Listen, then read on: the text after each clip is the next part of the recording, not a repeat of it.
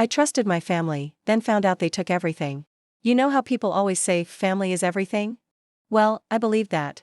I believed it so deeply that I never saw what was coming. This isn't just a story about betrayal. It's about how everything I built, everything I loved, everything I thought was secure, was taken from me by the people I trusted the most. This is the story of how my own family destroyed my life, piece by piece, until I had nothing left. Growing up, our family looked perfect on the outside. We lived in a big house in the suburbs, hosted Sunday dinners, and went on family vacations like clockwork. My mom? Always smiling, always baking. My dad? Charismatic, respected in the community. My older brother?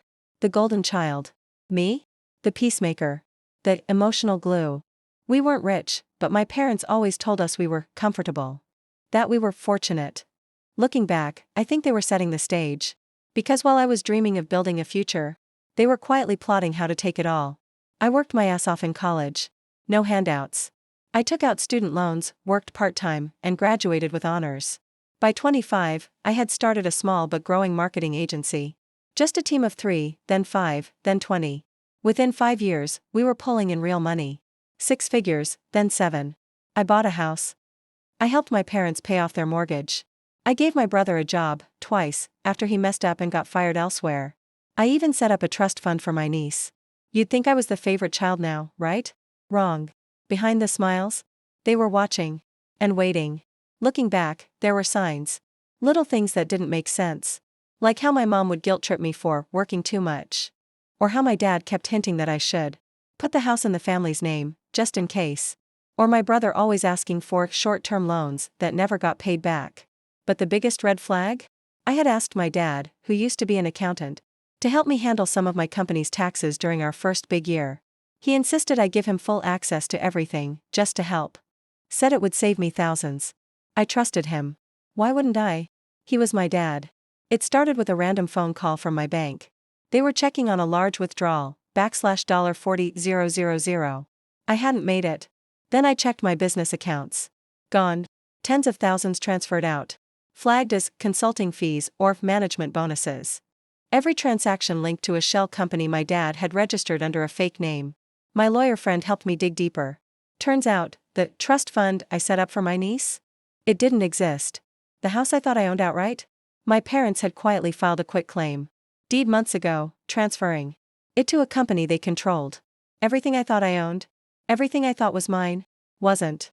I went to my parents' house, shaking with rage and disbelief.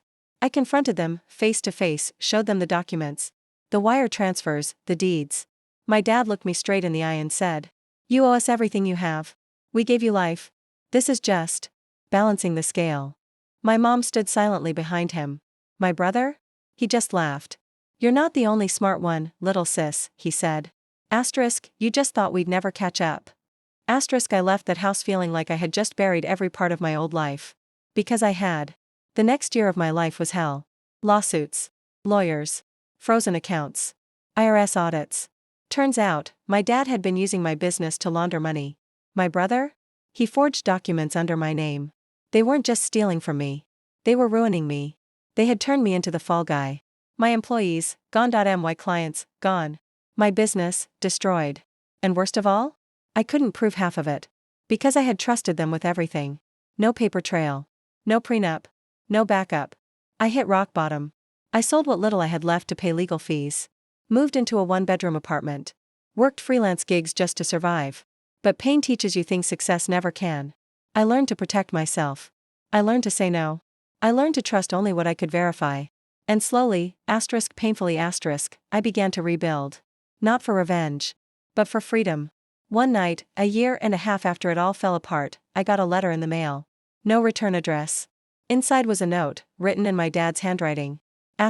We only did what we had to. You'll understand one day. Families survive by sacrifice. And taped to the letter? A photo of us, me, my parents, and my brother, smiling at my graduation. I ripped it in half. And threw it away. It's been 5 years since everything happened. I don't speak to my family anymore. I changed my name. I moved to a new city. I started a new company, on my own. And this time, I built it with iron walls.